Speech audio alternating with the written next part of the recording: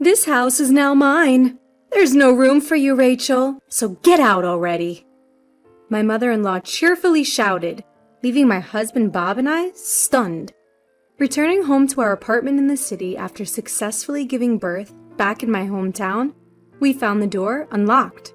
Fearing that an intruder might have gotten in, we entered cautiously, only to be greeted by my mother-in-law, drinking tea in the living room and making her bold declaration. "My name is Rachel. I met Bob at a social gathering and later we got married. From the start, my mother-in-law didn't seem to like the fact that Bob and I had met at such an event. A woman who attends such a scandalous event will never be my daughter-in-law," she muttered from the moment we first met. But I silenced her with a smile, saying, "But Bob also attended that scandalous gathering, you know." Of course, the event Bob and I attended was nothing scandalous. It was hosted by our colleagues from work. My mother-in-law, a single mother, raised Bob with great care. So it seemed that she was truly sad when Bob moved out to get married. That seemed to be the reason she was always picking on me. My strong heart prevented her attacks from working. My mother-in-law frequently invaded our home, deliberately taking the train over without an appointment. As a salaried worker who only goes into the office about once a week and works from home the rest of the time, I couldn't ignore her persistent doorbell ringing and door knocking, especially considering the nuisance for the neighbors. Bob, whose job requires him to go in every day, is not at home during the day. My mother-in-law, calculating the time when her beloved son Bob isn't around, comes to our house and constantly complains to me. She complains about dishes piling up in the sink, about the laundry accumulating. She goes through every room without hesitation. And when she comes over and complains whenever she sees household chores being done casually. Then, as if it were her catchphrase, she would sigh, "Poor Bob, to have such a wife. I should have raised him to hold such a much higher standard for women." As for Bob, who she pities, he really loves me, which is a disappointment to my mother-in-law. Originally, I preferred older, dapper men, but Bob, who is 3 years younger than me, pursued me fervently, which led us to dating and eventually marrying.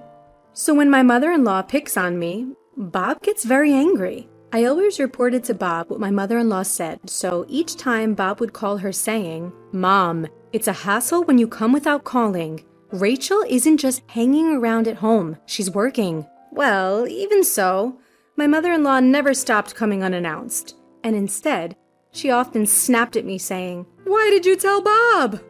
Even before giving birth, I got used to my mother-in-law's unannounced visits and complaints about housework, and no longer directly confronted her complaints. Without taking my eyes off the computer screen, I casually responded to all my mother-in-law's complaints with, "I'm sorry, I'll do it next time." Despite my attitude, I felt sorry for my mother-in-law, who was desperately trying to torment her daughter-in-law.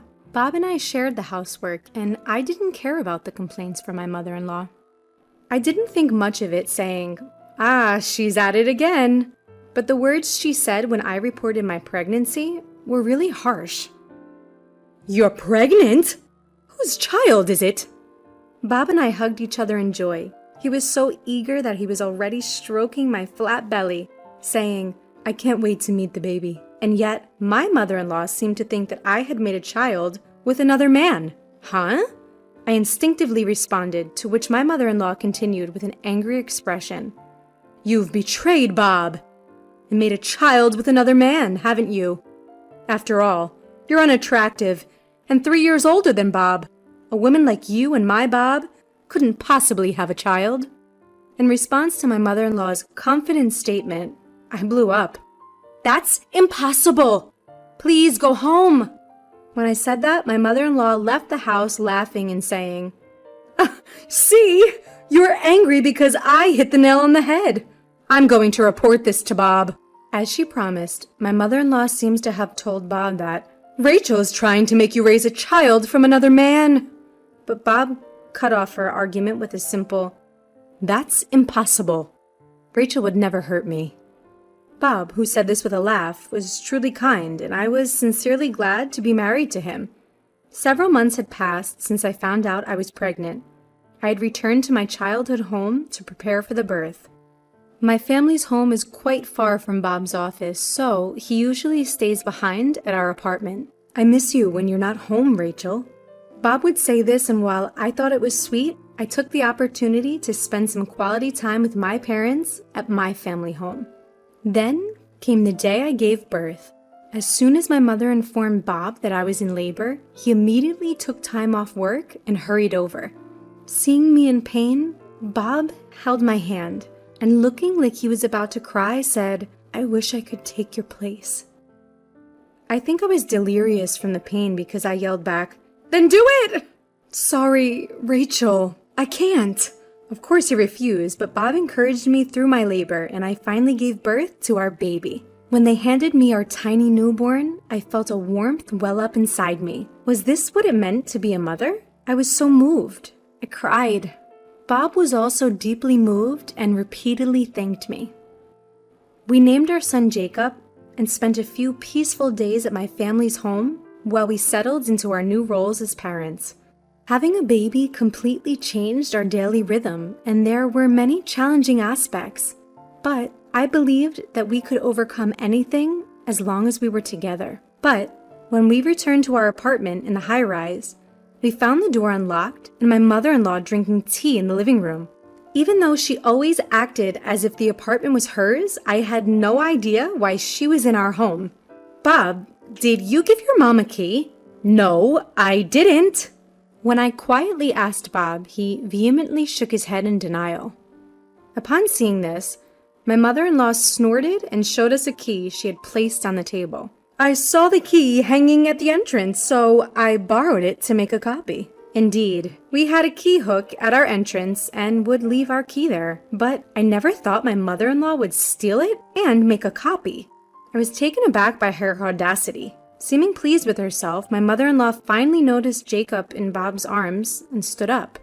"Well," my mother-in-law smiled as she looked at Jacob's face. Then she spoke to Bob. "Isn't that Rachel's child with some unknown man, Bob? You don't need to hold him. You're not the victim here. Just go home with me, Bob. You don't need to have anything to do with a woman like Rachel." "You're still saying that? This is our child. I don't mind if you have a DNA test done." "Why should I have to do that? It's obvious when you look at him. The baby is ugly. Just like Rachel. He looks nothing like my handsome Bob."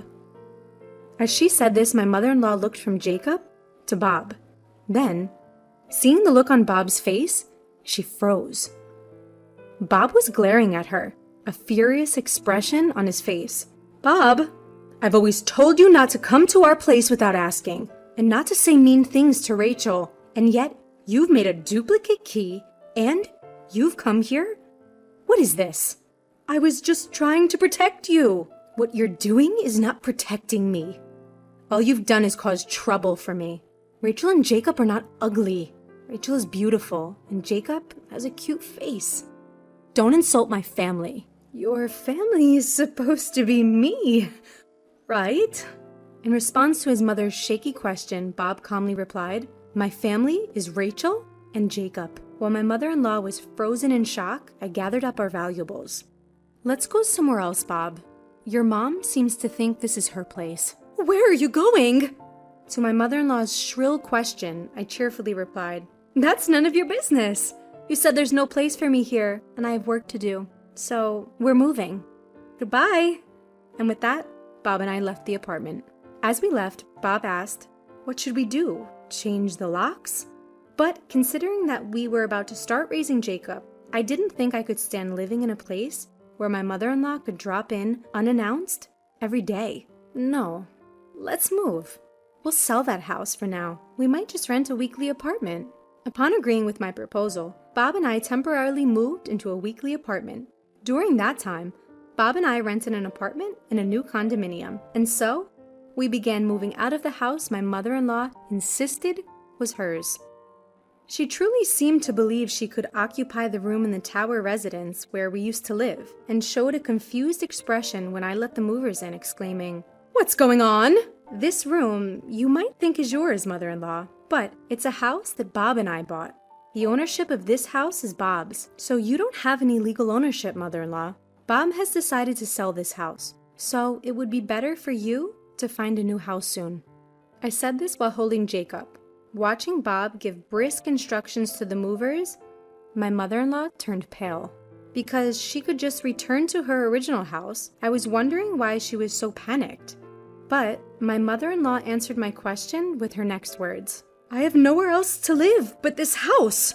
I have already terminated the contract for my previous house. The apartment where my mother-in-law lived was a rental. I was surprised that she had terminated the rental contract to live in this room. Bob, who had been listening to the conversation from a distance, was also surprised. My mother-in-law begged Bob and me, saying, "Please let me live in the house." But Bob didn't allow it. As a final act of filial piety, Bob gave my mother-in-law a little money and told her, "You should be able to get back on your feet if you rent a room with that money." Still unable to bear the fact that she was being abandoned by her adorable son Bob, my mother-in-law clung to him, crying, "Where will you live, Bob? I'm lonely. Please live with me." But there was no way Bob would allow this. I told you over and over again to stop bullying Rachel, but you didn't stop, Mom. I appreciate that you raised me, but I wanted you to be happy that I've become independent and have a family. You relied too much on me, Mom. I think it's better for both of us if we never see each other again. At Bob's words, my mother-in-law collapsed in tears, saying, "No way!" But Bob's determination did not waver. Of course, since I didn't tell her the address of our new apartment, mother-in-law could no longer come uninvited. Thinking, I won't have to see my mother-in-law anymore. What a great relief. On the night we completed the move, my mother-in-law, who seemed to have calmed down, called Bob and I numerous times. Busy taking care of Jacob, I hadn't paid attention to my smartphone and was startled to see the large number of missed calls late at night, so I set it to reject her calls. As her only son, Bob couldn't completely abandon his mom and took her calls for a while. But every time Bob answered the phone, she began to spew insults about me. She even said that Bob was being brainwashed by me, and Bob seemed to be fed up with the phone ringing at all hours of the day and night. Even kind and patient Bob seemed to be at the end of his tether as these days continued. Mom, I've tried not to abandon you because you are my mother and you raised me with care, but I'm at a limit. Despite my repeated warnings, you won't stop bad-mouthing Rachel. And I don't think you'll ever change, Mom. I won't answer the phone anymore. But I hope you can forgive me. Bob seemed to feel a great deal of guilt for abandoning his own mother, but he would break down if he had to listen to his wife being bad-mouthed every day. Having received the declaration of severance, my mother-in-law was crying on the other side of the phone. But Bob firmly cut off all ties with her since then. Despite Bob, the landlord, telling her to leave within a week, my mother-in-law refused and continued to live in the empty room. Confused by my mother-in-law's refusal to leave, we consulted a lawyer. When we conveyed through the lawyer that we might end up suing her, it seems my mother-in-law finally left the house. We don't know what kind of life my mother-in-law has been leading since then, but she had been receiving financial support from Bob, so now that that's gone, I think she must be living a financially strained life. On the other hand, Bob, Jacob, and myself are living a peaceful life in our newly purchased home. We were relieved when a new tenant quickly bought the room in the tower residence that we had decided to give up. Bob has taken paternity leave, so I'm not struggling with single-handedly raising our child. I can raise Jacob calmly and peacefully. You're always working so hard, so I'll pick up the slack with the house chores during my paternity leave, Bob said, who has been taking the lead in doing housework. Honestly, Bob is such a wonderful husband that I feel he's too good for me. Even when we had to deal with taking over my mother-in-law's house, I'm truly grateful to Bob who stood with me through that ordeal. Recently, Jacob has learned to crawl and has been exploring the house. I spend my days smiling as I watch him with Bob.